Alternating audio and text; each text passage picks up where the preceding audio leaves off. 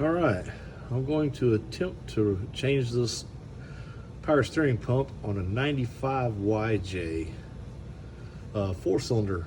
It's 2.5 liter. Yesterday I was out trying to play around in the mud and it got to where I had 0 power steering, but there was no sound, no indication. It just stopped having power steering. First thing I'm going to do is drain the fluid out of the reservoir. It has a external reservoir over here in the front, and that's the hose right back here with the clamp on it. I'm going to try to drain it by taking this off and seeing if I can catch my pan right down through that little hole right there. I got that apart, as you can see. Got a little bit of oil on the hose and kind of missed the pan a little bit that drained out of the pump itself. But the next thing I'm going to do is see if I can loosen this, because this needs to come apart from this. And I've seen on other videos where you turn this and everything turns, and that becomes a problem. I'll be using a 15/16 down here to be a backup and try to loosen this here. You should really use a tube wrench, but I don't have a 5/8 tube wrench, so I'm going to attempt it with this. If I see anything happening, I'll have to go buy a tube wrench and then come back to the video. I can't hold the camera and both wrenches at the same time, but I'm letting you see where I have the 15/16. And I'll stand over here on the driver's side, fender side, with my right arm under the master cylinder over here, and I'll grab the wrench through that hole. And then my left hand, I'll be over here on this side, breaking this loose right here.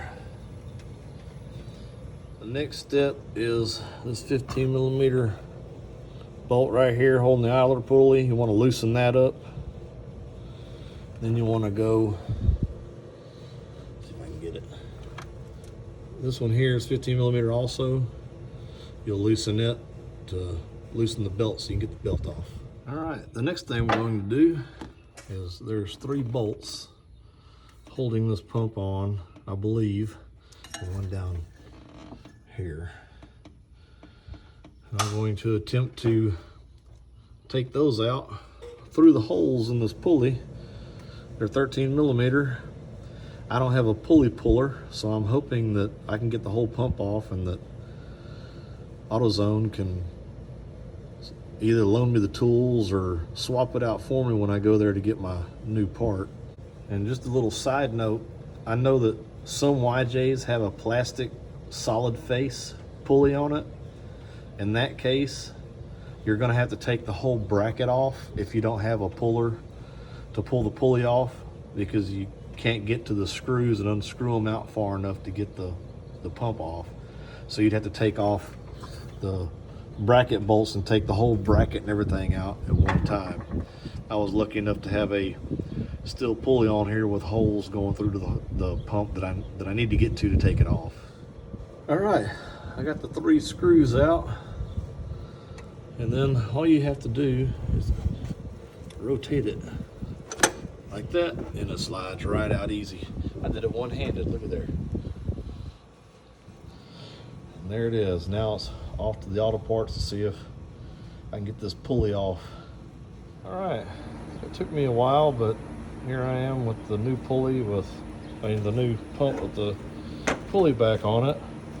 And the reason I didn't show all the pulley removal is because even after spending money and buying a pulley, the pulley remover still would not remove the pulley. I ended up having to take it to a shop. And the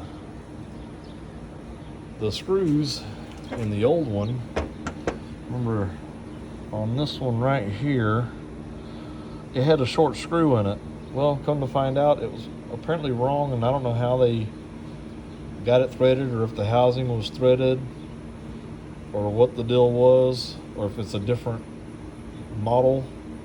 But I ended up having to go buy this to match those so that I could get it all back together. And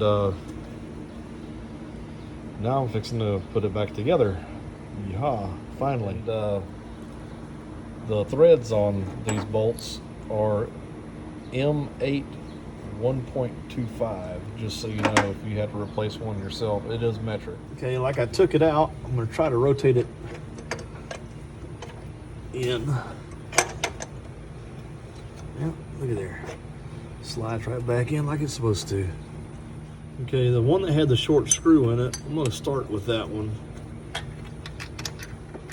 Put that one in and get her started.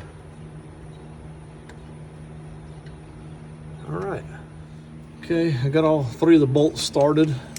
I'm just gonna tighten them back up like I did. Just the reverse of how I took them off through the little holes in the pulley here. Okay, I tightened the three bolts up, and you want to be careful because it is still going into aluminum back here, so don't get crazy and put a lot of torque. Just screw it down, you feel it snug, give it a little bit, and then stop. That way you don't tear nothing up and strip it out. Okay, I'm gonna go ahead and I'm gonna put the return line on down here. So I'm gonna take the little cap off they have, and got a little oil in there. And I'm gonna go ahead and put the return hose back on and tighten it down with the hose clamp, and then we'll go ahead and put our new O-ring in. The O-ring does come with the pump, so that was cool. I didn't have to buy a separate O-ring. I wasn't sure, and then we'll put that in here. All right, there's the hose on. Now where that little orange plug is, where I'm going to put the high pressure line in with my new O-ring. Okay, here's the new O-ring. It also comes with a new seal. That way, if you replace the high pressure line, that's the part that goes in on the gearbox side, your new seal for it. But since I'm only putting the pump on and the same old line, I'm just going to use this O-ring. Here's the old one I took off. You can see that's kind of flat right here. That's from being under all that pressure all that time. So I'll put the new one on. Okay. Take the little hose, the little O-ring here, just kind of roll it up on that lip right there. That's all you got to do. Okay, now we're putting the high pressure line back on.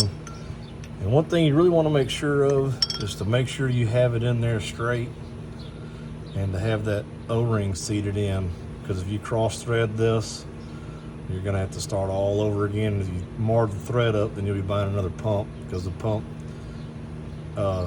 is soft, but I believe this fitting is even softer. I'm not sure, but just be careful when you're putting it back together not to cross thread it. All right, kind of like we had to use the 15/16 to hold this to keep it from breaking loose when we took the hose out.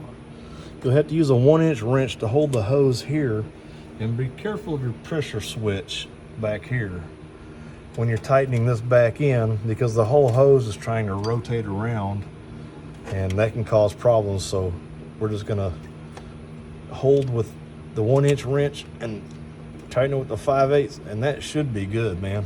That O-ring should seal it up. All right, next thing I'm gonna do is go ahead and put the belt back on. And once I put the belt back on, we'll snug it up with the adjustment. And once we get it snug, we'll start filling it up and bleeding the line.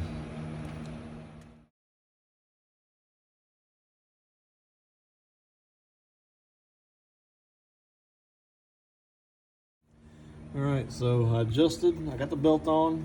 It still has a little play. It's not hard, but you don't want to get it too tight. And then you tighten it back up with this, and then you lock it down with this. All right, our next step, we're gonna go ahead and fill our reservoir and try to see if we can get all the air out of the lines. Now I started the motor up, and I'm just gonna work the steering back and forth. Don't go lock to lock, just go back and forth. We're just trying to get the air out of the lines and make sure the pump is working the air out of the lines, and then we'll check the tank and make sure it's topped off. Okay, so here we go. We've run it back and forth. It's still cold. We haven't really actually gotten it up to operating temperature, and it's a little high on the mark, maybe about 1/8 of an inch. But I'm gonna leave it there because we haven't got it to temp and really driven it to get it circulated through and get all the air out. So I think it's fixed, but we're gonna take it out for a little test drive. And on the pulley, I'll explain more on the pulley at the end of the video. Okay, we took it out for the test run. Everything looks good. I'll come back out tomorrow, make sure there's nothing leaking. It looks full. Looks like it's gonna hold. Didn't have any more air in the line. The pulley, I went and bought a pulley puller, and really, I was lucky enough, I stopped by a local mechanic shop and they pulled the pulley off for me. So you may not really need to spend the money on a puller. I mean, it was $40 at Harbor Freight, and it was just so tight I couldn't get it off. The mechanic had to use a different special puller with an impact to get it off. So that's just letting you know, it had nothing to do with the Harbor Freight puller. It had to do with the strength behind my arms compared to an impact. So, or you just have a local shop just do the whole repair job for you. That's your choice. But I did most of the work. The mechanic did the pulley removal for free. So, it was a good day's of work. See you next time.